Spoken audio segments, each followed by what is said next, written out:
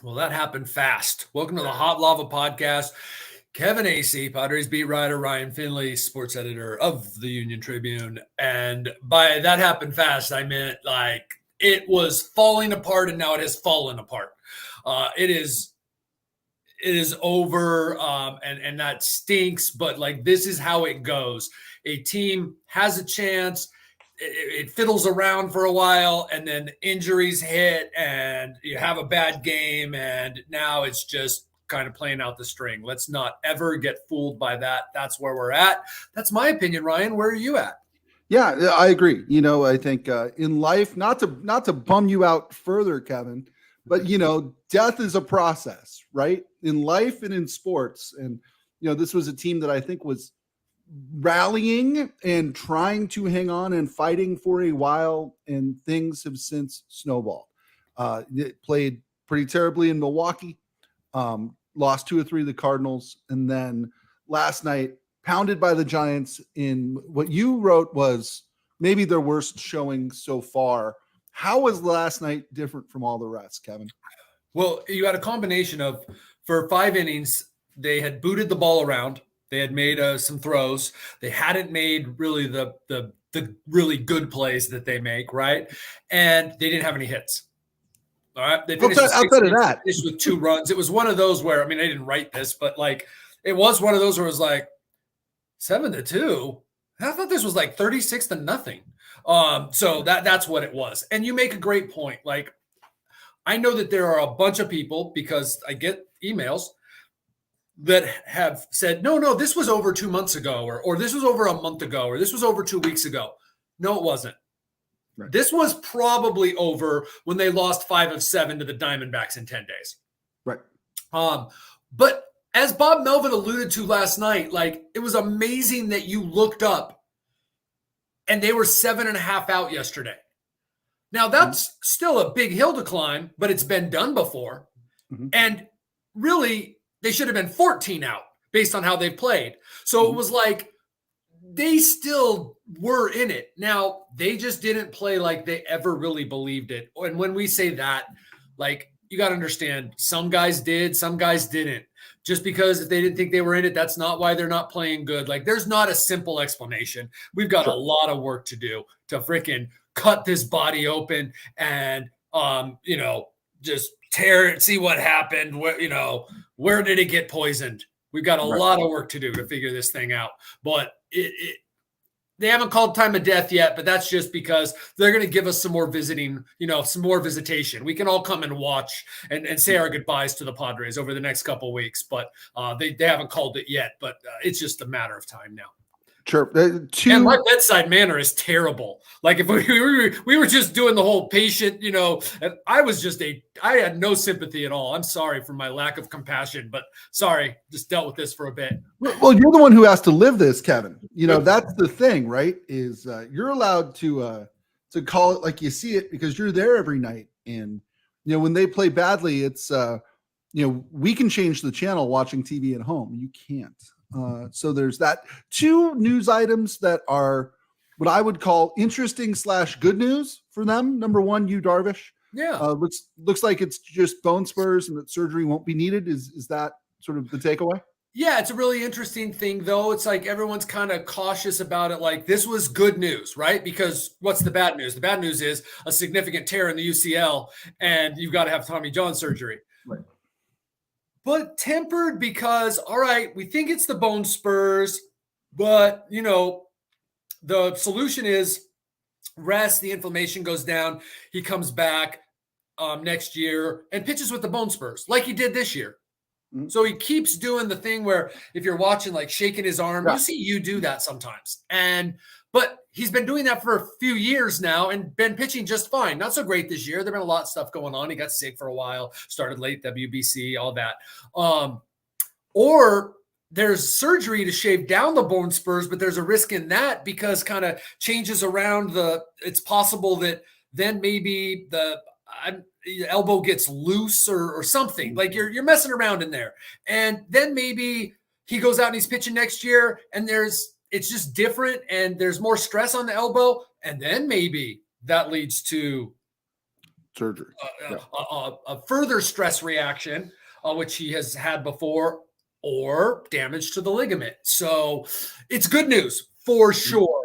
But, you got 5 years and $78 million left on this contract. So it's something to watch. Yeah. And Kevin, when you talk about how can this season get any worse, this season could get worse if an integral part of their franchise hurts himself playing in a game that doesn't matter. Right. And, it appears as if the idea that Joe Musgrove might come back and pitch out of the bullpen or come back and help, my guess is that will be tempered now. Right. Now, here's the thing. Joe almost never stops throwing.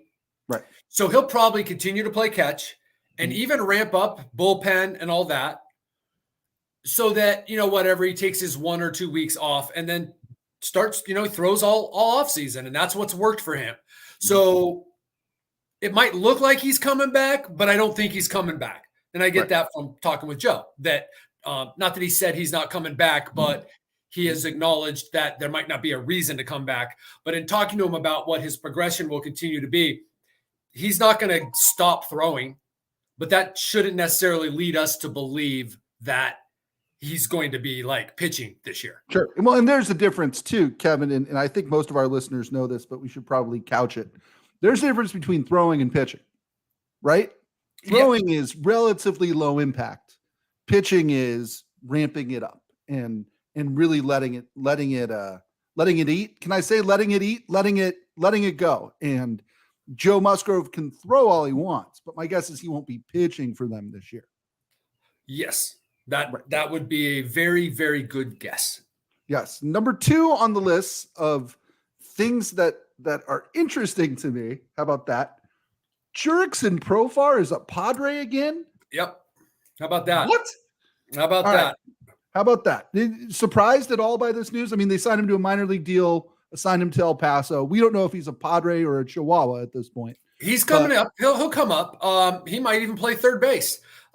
Because, as I wrote in the newsletter this morning, Manny Machado's elbow is not getting better. We're still under the impression it's a muscle strain, which is what tennis elbow is. So it not something terribly significant, but again, with where the Padres are at, not really a thing that, he needs to continue to be playing. Right. And so there's that. But Jurickson, it's one of those that in hindsight, if I weren't so bogged down in this team, maybe I would have seen that he'd been released, but I hadn't. And I would have then started, asking questions.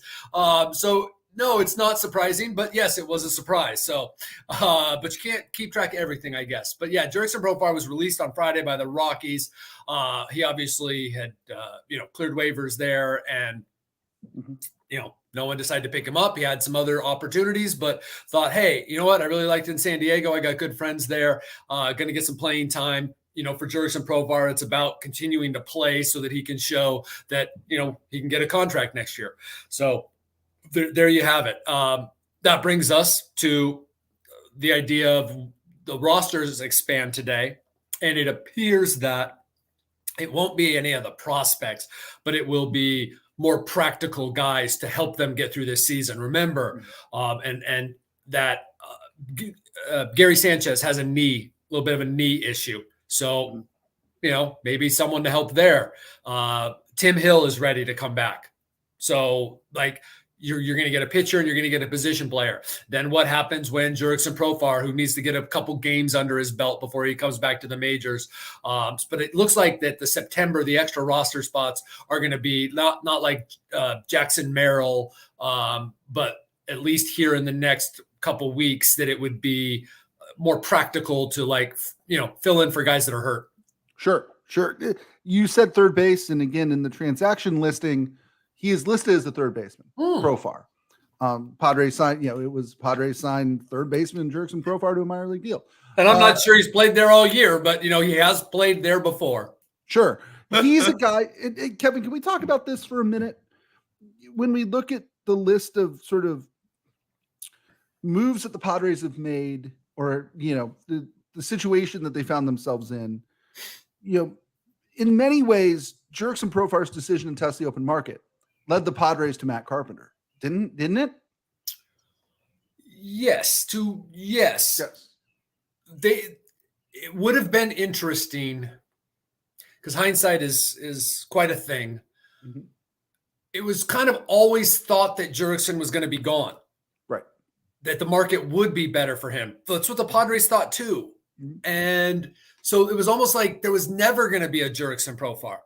Mm-hmm. But had he stayed, then there was no reason to go there. There was no reason to go Nelly Cruz and Matt Carpenter. But they did want to upgrade. There were people interested in Matt Carpenter. Did the Padres overpay? Okay.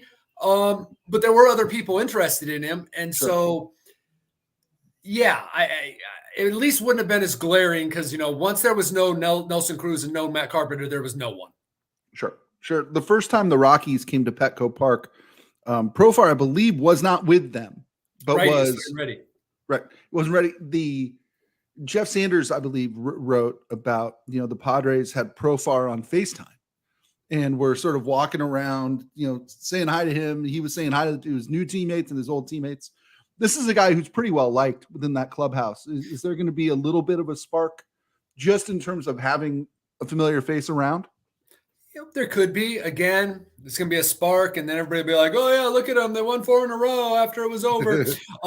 Look, I'm sorry. I don't mean, does this mean they're going to play better? This just means, are they going to be happier? They're going to be happy to see him. That's and it's an interesting point you bring up because that's the point of the season we're at, right? Mm-hmm. Like they're searching now in these last 30 days, and I got to tell you, you see this every year with a losing team, and I don't know that it means a darn thing, but if it means something to them, okay, they're going to just try to play better and finish strong and go into the off season feeling better than they do now. That's what they're going to try to do. And Jurickson Profar will help them feel better because he has a wonderful aura about him. He also, if you're on the other team, he's that guy who you don't really like because that aura can come off as just super competitive. And I think he's a really good teammate. Yeah, with a reflective gold belt. So we'll get to see that again. No. Kevin, this strikes me so much as the Will Myers would like to play third base experiment from a couple of years ago. Is you've got a hole that you need to fill, and you've got a guy. Any chance Profar sticks next year or down the road, or is it too soon to tell? I think it's a good question. Is it one of them that stuck out to me? It's going to depend on the market. I'm almost positive that's what AJ Preller or the Padres will say. I don't think so, but I think it's a really interesting question because again, they're searching for something, and Jurickson Profar is a good guy. And things were a little better when he was here. They did have the bad year in 21. I'm not saying that was the glue. There were other people that were here too, but I think there's going to be some thinking about how the composition of the roster, the composition of the clubhouse, and it's possible that Jurickson Profar would be back. Sure. Very interesting. Kevin, a couple of other guys, it looks like are going to get more of a longer look. We've said the name Matt Batten more in the last week than we have all year up until this point. Campusano. Anybody else who you think is going to get a long look to be a part of this team next year? Maybe putting Ray Kerr in some spots, that's the thing. And it was an interesting story by Jeff Sanders about the core of the prospects being at AA.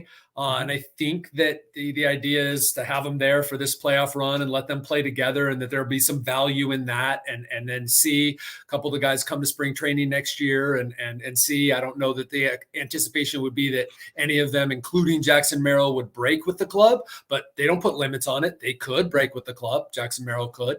But in terms of, I said all that to say there isn't anybody at AAA that is or that's on the roster now that's this key part of the team going forward. There could you be a piece? Could Matt Batten be a piece? Probably not at first base, but yes, sure, absolutely. Jose Azocar, I think they know what they have in Jose Azocar, but does he get some more playing time. I certainly think he's earned it by, being a good guy, by being a good player. And so when there is nothing left to play for, that is the kind of thing you do. But it's not like in a lot of situations. And maybe it was when you got to this time of year, maybe it was good that the Padres had no expectations all year and say like 2018 or whatever, because then you could bring guys up and it was like, oh, look, we're excited about our prospects.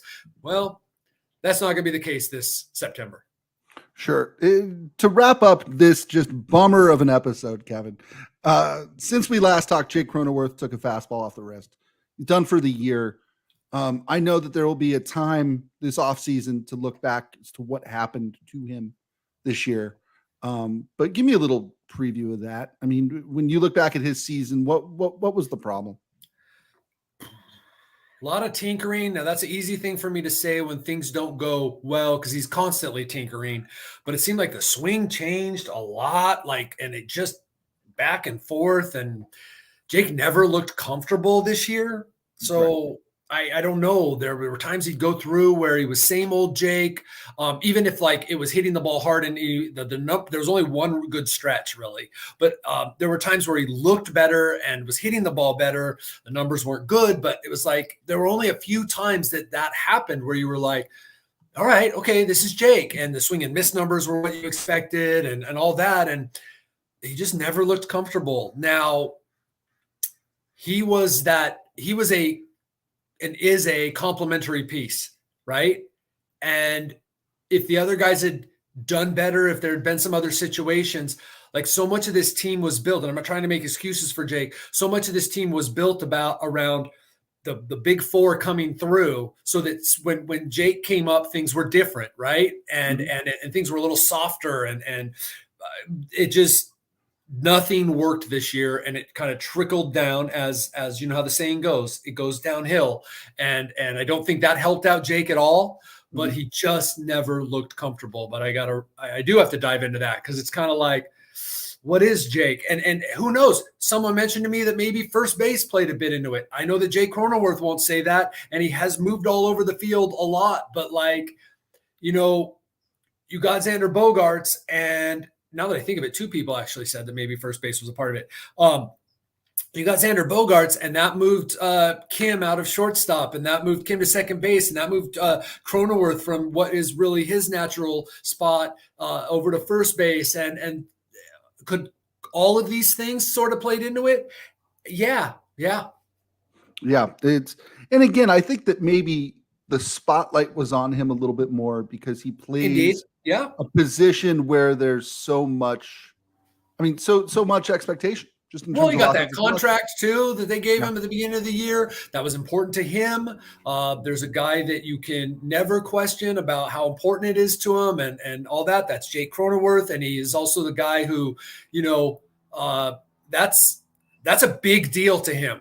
That I need to pay this fan base and this organization back for that. And like I said, I think all of it just sort of contributed to Jake's year. Yeah. Maybe his value is more being Ben Zobrist, to bring up an old baseball player, or Jake, or even a little bit of early career Jurickson Profar, where he played it all over. Maybe that's the role. That seems to be the role that he's been the most comfortable in. Let's put it that way. And it's his role to, especially as he gets, now we're going to be going into what, fourth year? Is that going into fifth year? A little bit more leadership 20.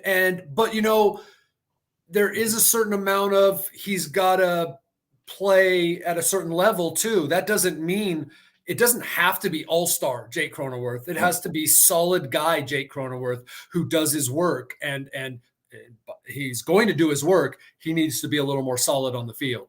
But you've got a good point there about what his role is. It shouldn't be conflated that it needs to be, he's not a member of the Big Four. It's called the Big Four. So, and even if Juan Soto leaves this offseason, it would be the Big Three then. Mm-hmm. Yeah, absolutely. And if Xander Bogaerts doesn't start producing better, it's going to be the Big Two. I think we have to stick with him in there. We just will continue to kind of deride it. We will continue to be like, "What's the matter with them?" But you're right. Like at some point, maybe we do got to take it down to the big two. Heck, the way it's been going, we just might need to get rid of it altogether. Kevin, I mean, last thing, going to be something like I'm thinking ahead to next spring training and all the stories and the optimism and this and that. Next spring, how are any of us going to know anything about this team? Like, how can you honestly look someone in the eye and say, yeah, here's what's going on with the Padres? I don't care who you are. Like, this team was confounding this year, and they will be confounding until we see what happens with them next year. Sure. Kevin, you're a tennis guy. Have you ever had tennis elbow? I don't know that I was never diagnosed with it, but you play enough, you're going to get a little. It is certain movements that are really bothering him, and that does resonate with me now that you mention it. That like you could go like the whole day, and then you do something and it is the worst pain. Wow. Again, that's one of those things. It's one of those ailments that gets, I think, a little bit of a bad rap because we call it tennis elbow, like you hurt like it's an old man out there who's wearing one of those braces, and yeah, totally. Does it make any sense to just shut Manny Machado down at this point? Yeah, does it matter? When I asked him that last night and he didn't say, "Oh, that's stupid," then you go, okay. And I think that's just because it's probably pretty obvious. Like things aren't going well. He wore long sleeves last night, but he had a bigger brace. He had a big brace on it underneath. It's not like a, some sort of orthopedic brace, but it was a fairly substantial brace underneath it. Things aren't going well. So I guess he didn't feel like lying. And he's just like, we'll see. So I think that's big because Manny never says we'll see about playing time or something. Right. So to answer your question, we're real close to the point where it doesn't make sense for him to still be playing. Right. And at some point, I think that we will get a fuller picture of all the ailments he has dealt with all this year. As I've alluded to in writing, it's not rare to see him getting treatment on some sort of all sorts of different parts of his body. There's things happening all the time with Manny. Right. That's something to think about too. Now, I'm not saying I don't want to I'm not setting an alarm here, but 10 years to go. You got to take care of Manny, right? That's why I've always defended him on the not sprinting out every ground ball and, his work schedule and just some different things that he does, because who's played more games in the major leagues since the start of 2015? Nobody. Right. Manny Machado has started the most games since 15, 16, 17, 9 years, Manny Machado. All right. So you've got 10 years to go and he's not getting younger. It's time to start taking care of him with the long term in mind. Absolutely. This is a different show. He, to me, is one of the most compelling sports figures in San Diego history because of a number of different things. I think he's a walking contradiction, and that's not necessarily bad. It's not necessarily a bad thing. Oh, no, it's funny. That's a real loaded one. Yeah, I got you. Yeah, that's not necessarily a bad thing. He has a reputation for not playing hard, and yet he shows up at the post every day. And there's something to be said for that. And sometimes maybe to his detriment, but it is absolutely a big part of who he is. And he personifies the whole, the greatest ability is durability. And yeah, absolutely. I've got a lot of admiration for that. And that's why I will defend him on a lot of things that other people kind of seem to have a problem with that he does. Yes, that makes sense. But that, like I said, is a different show. We should call it right here, Kevin. We're at about the 25-minute mark. Padres have 3 more games left against the Giants. We'll see what happens there. We'll see what happens. Yes, and we will check in next week. And again, expect, to our listeners too, expect more of these kinds of conversations. We'll try not to be such a bummer all the time, but expect more big picture stuff and less tell me about the starting pitcher stuff as we go forward. because we don't want to waste your time or ours talking about games that may not matter. So there we go. That'll do it for this episode of the Hot Lava Podcast. For Kevin Acee, I'm Ryan Finley. We'll see you next time.